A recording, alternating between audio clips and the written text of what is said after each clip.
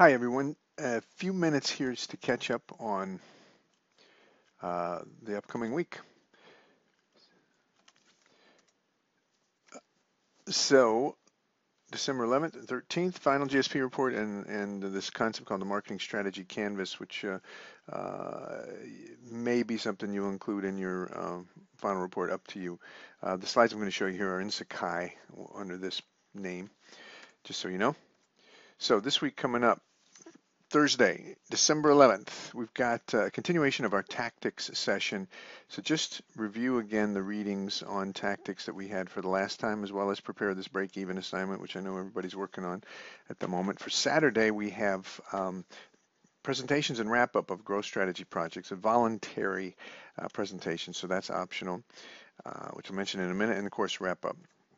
Final report, make sure that you have a look at the outline from the syllabus, as well as the evaluation criteria, just to double check and make sure you got everything you need in there.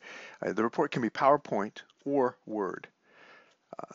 In either case, you need to have explanatory text for the report, which is why I prefer the Word format. It's a little bit easier, I think, to put together and a little bit easier to process. If you usually providing the explanation of your slides, you don't want to have just bullet points on your slides, requires that you have the notes pages for PowerPoint. So just make sure that you take a look at those example projects. For the Word document, Brian Ream's project is a good example. In either case, use that PowerPoint template in Sakai um, for the figures in the report. If it's the Word document, what you do there is cut and paste them from PowerPoint into that document. Let me know if you have any questions there. Of course, wrap up on Saturday. The December 13th presentations are optional. We need 4 or 5 teams. We have a couple so far. The presentations would be 7 minutes, right? Uh, there's something that you don't want to present your whole report. You want to summarize really 3 things: context, what was one, 2, what was the research you did, and what were your conclusions? That's 2. 3, what is your proposed strategy and tactics? So what did you learn from the research? So you want to kind of keep it to those themes. You could use a document camera and just show parts of your research if it's a Word doc. You could use some PowerPoint slides. You can't present 20 PowerPoints in 7 minutes, so be selective. And there you go. Also bring a printed copy, a hard copy of the report to the session, as well as upload it in Sakai. All right, but let me know if you'd like to, if your team would like to present. Last part is marketing strategy canvas. This is a framework is very simple. You've seen it in various documents and in the example reports. If you want to stop the tape and go get your session 7 handout, we'll start with 712. You don't need it if you don't have it handy. Just have a look through and you can go back and look later. Here's the idea. That strategy, the value proposition and target market leads to a set of action items around the marketing mix, product, place, promotion, and price, so those 4 Ps. And the marketing strategy canvas is a way to think about and to kind of present your strategy and tactical plans in an integrated way. So the whole idea is to present the bundle of marketing mix tactics so that they're driven, consistent, supported, and not dumb. So driven by the target market and value proposition, consistent within, supported by the right resources and partnerships, and then, there's just no obvious financial problems in your analysis. The framework is built around, or borrows from Osterwalder's 2010 framework, a very interesting book. Here's Beth Duncan's example with the concession stand, right? Remember, started with hungry football fans, and that's where the marketing strategy canvas begins. It's on the right side, but that means all the value flows this way. Everything that gets created flows to the target market.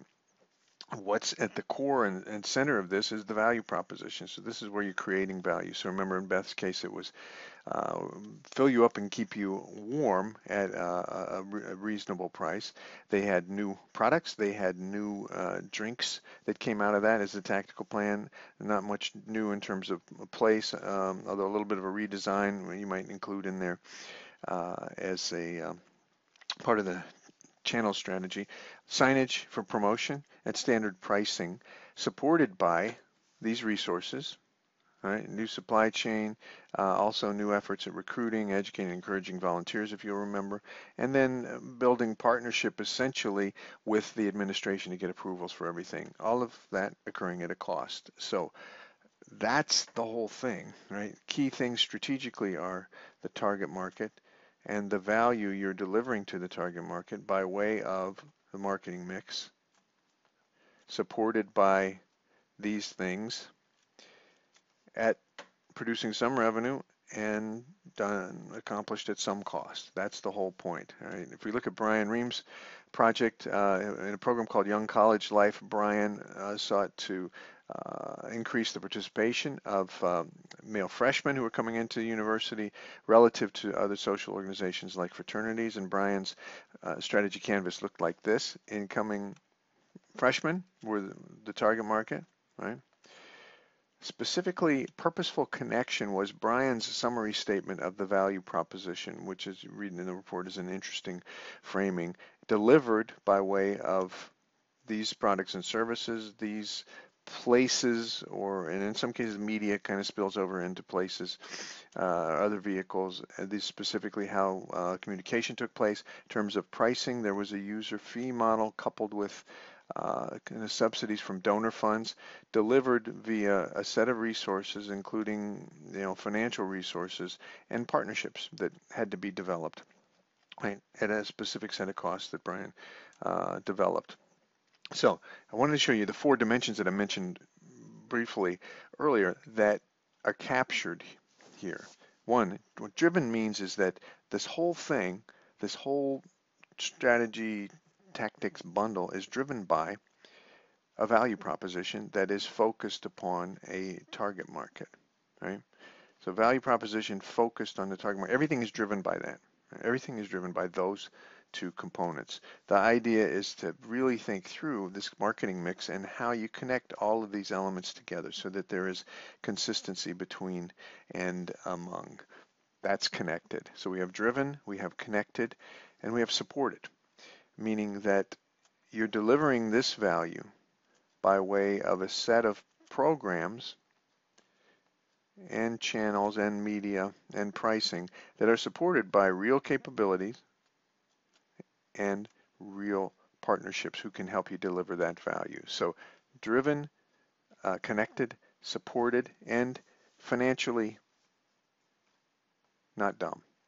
And you'll see, I'll explain why I use these terms, but again, that at the bottom, at the basic level, break even is costs equal revenue.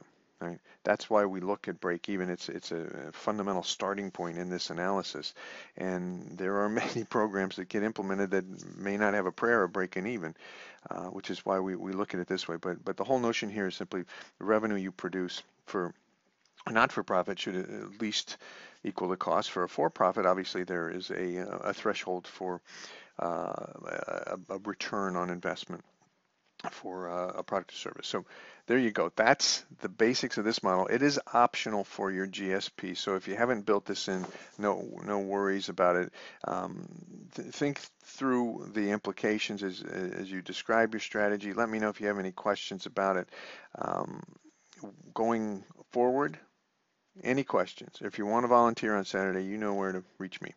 So really looking forward to wrapping up the course this weekend, and let me know if you have any questions. We'll see you very soon.